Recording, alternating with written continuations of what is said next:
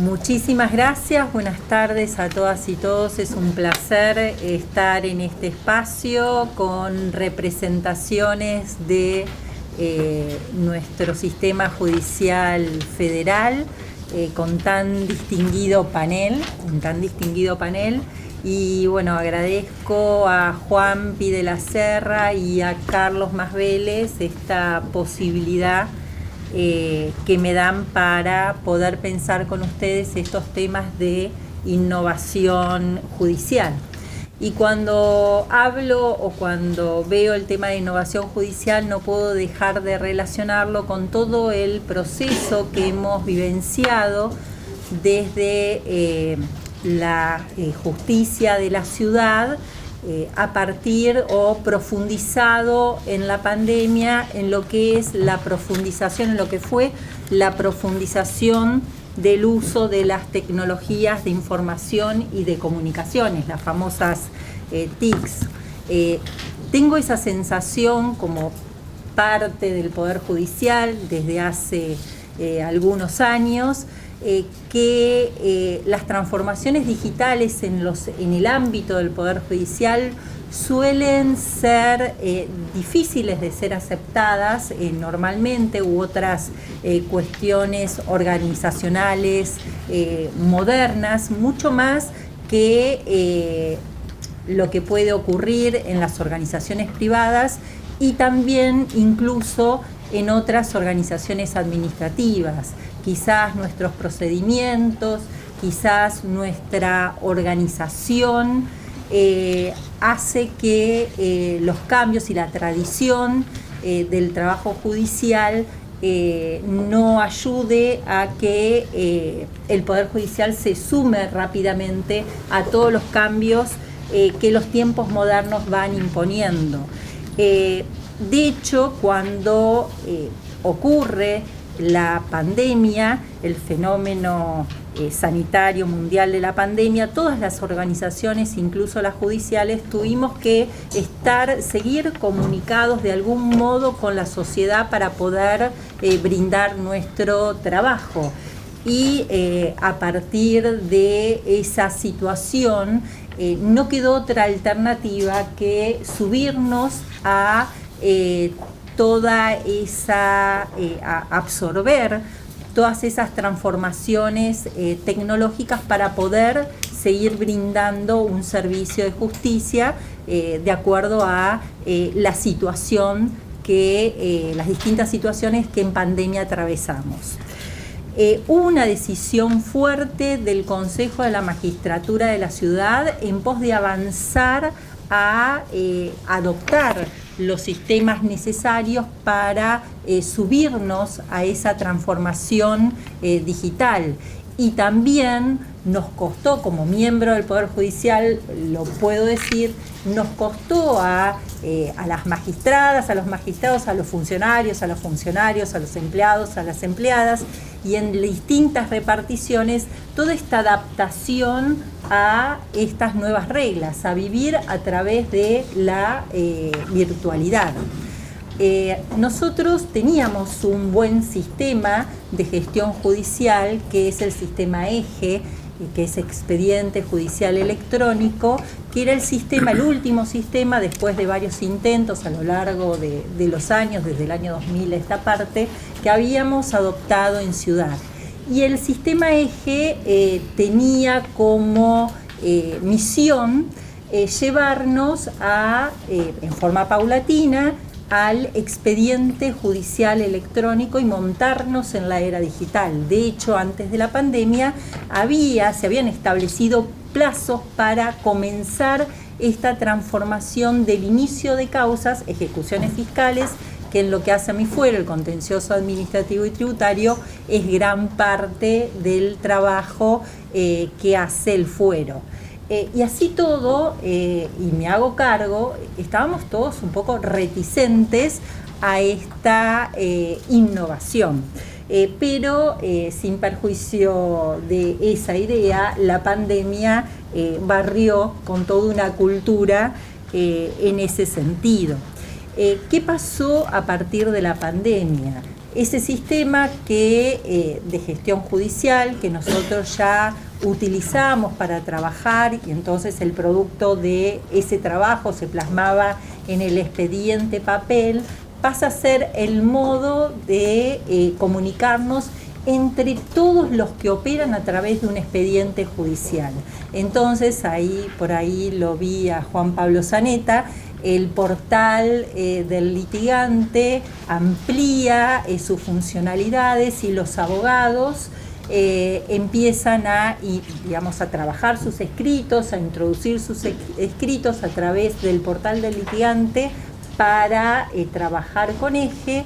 Aumentó la interfuncionalidad del sistema eje con las diferentes áreas del Ministerio Público y también con el Tribunal Superior de Justicia, es decir, todos pasamos a estar en esta interoperabilidad conectados a través del sistema eje, y cada área del Ministerio Público y el Tribunal Superior con su propio sistema, pero pudiendo convivir tecnológicamente todos.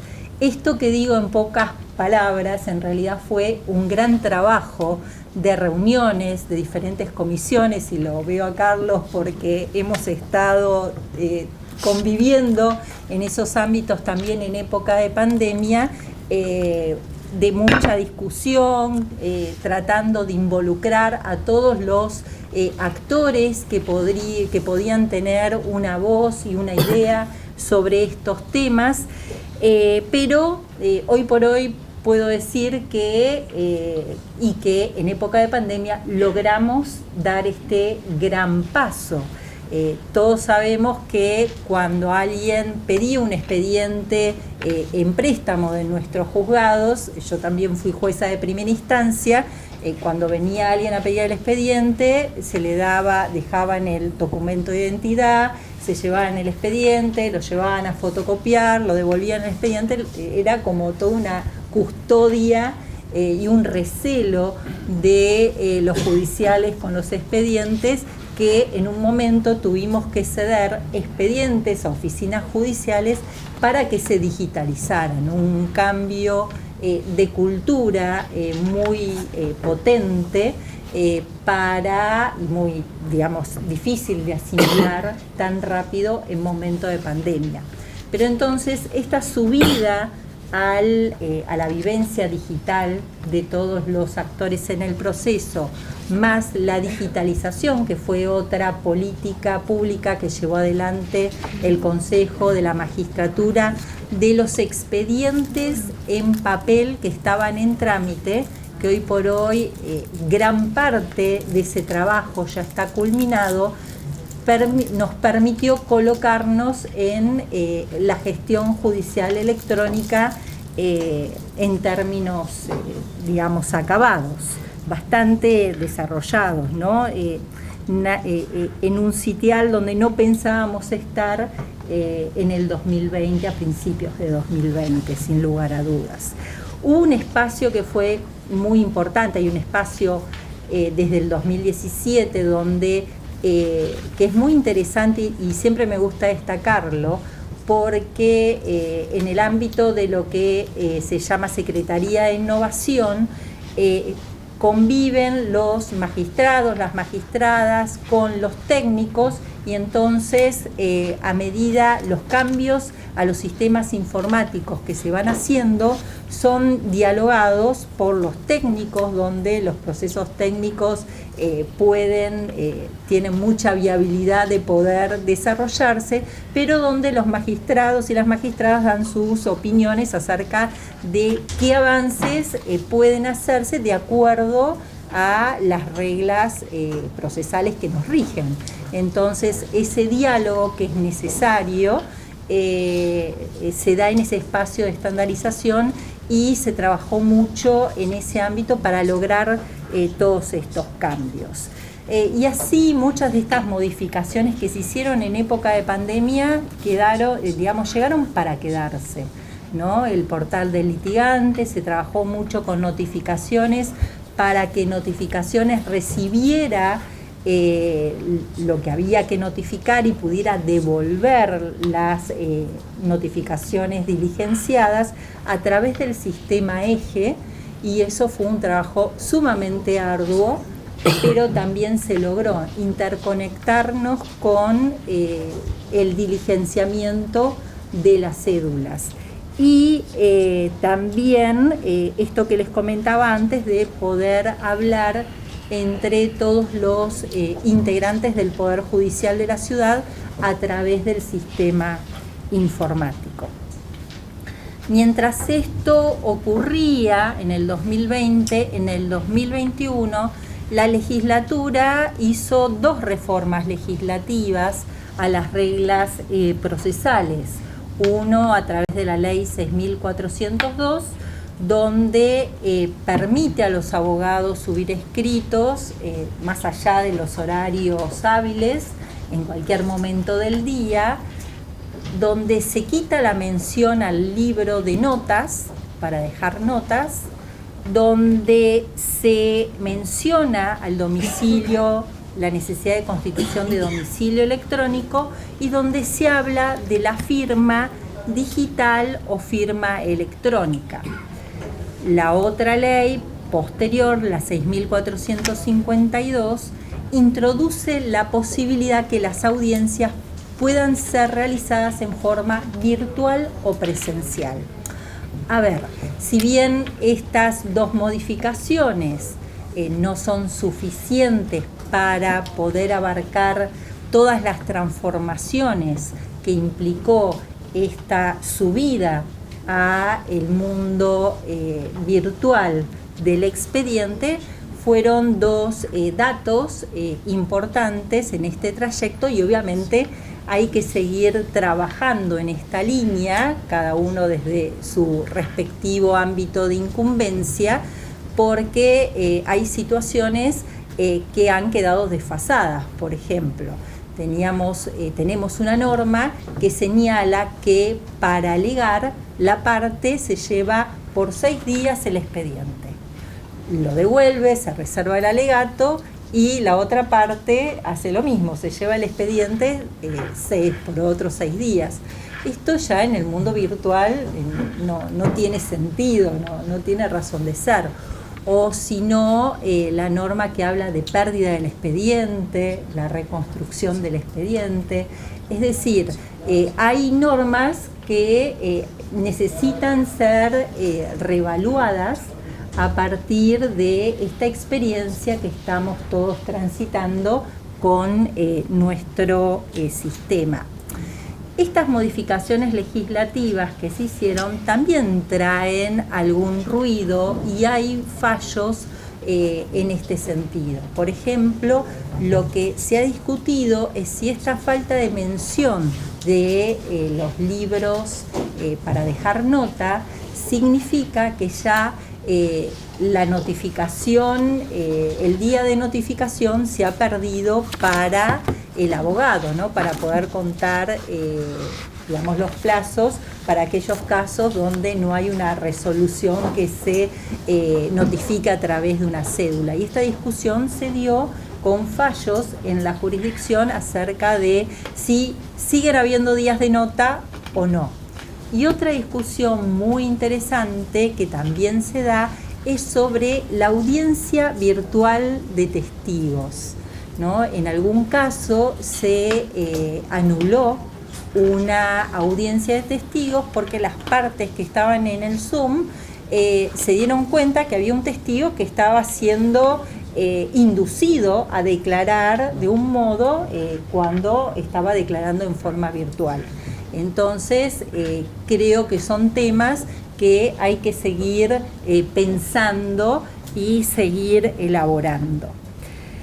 Cuando está finalizando el año 2021, nosotros podemos tener ahora información estadística del propio sistema EGE y a través de lo que se llama tableros de gestión, y también tenemos una oficina de estadísticas. Entonces, lo que traté de hacer en el rol de consejera de los magistrados y más por el tipo de trabajo del fuero contencioso administrativo, que es de donde yo provengo, donde nuestra realidad estaba atada al expediente papel, quizás mucho más que en el ámbito penal, por el procedimiento, el modo de trabajo. Entonces, lo que quisimos mostrar es qué incidencia había tenido el uso de la tecnología en esta realidad a través del expediente digital. Y nos encontramos con que a finales de 2021 el número de causas ingresadas a conocimiento de fuero y el número de actuaciones judiciales, es decir, respuestas a diferentes escritos presentados por las partes, habían aumentado sensiblemente.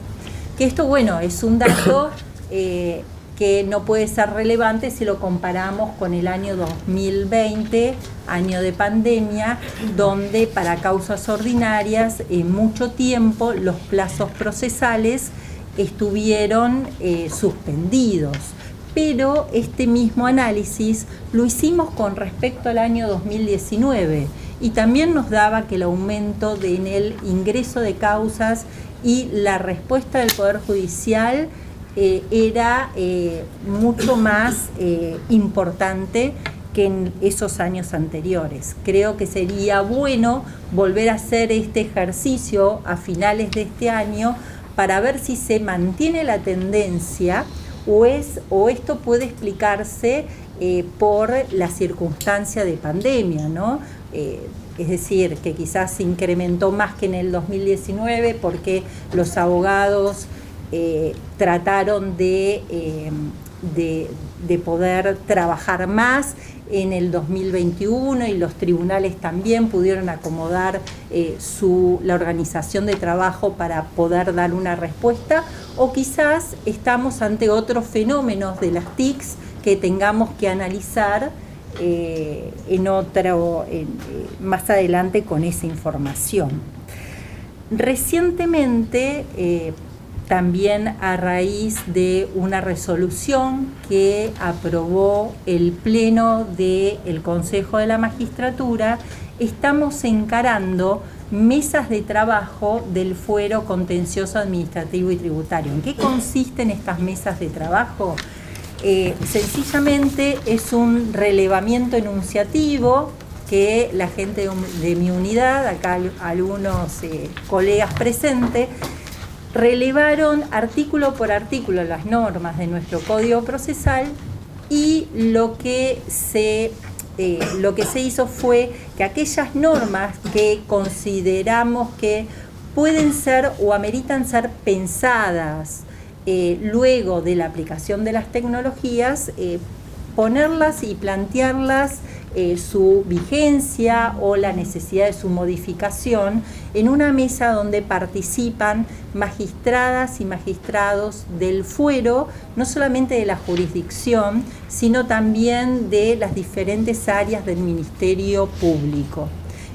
Ya tuvimos un primer encuentro con mucha presencia física y virtual, mucho interés, y para mi sorpresa, normas que yo pensaba que, bueno, quizás ya no tenían razón de ser, los magistrados le daban otra connotación, como quizás todavía la solución para el mantenimiento de la vigencia de las normas nos pueda ser dado por los técnicos que trabajan con los sistemas.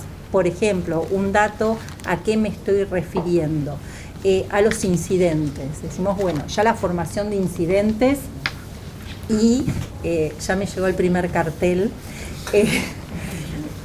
Ya la formación de incidentes, eso es más también. Sí, eso es más violento. Más violento, pero bueno. La formación de incidentes con la indicación de las copias que lo van a integrar, quizás es innecesario cuando uno tiene todo el expediente para ver, pero también tener todo el expediente para ver puede resultar bastante trabajoso. Entonces quizás pueda pensarse una solución desde lo tecnológico para recrear una incidencia virtual, ¿no?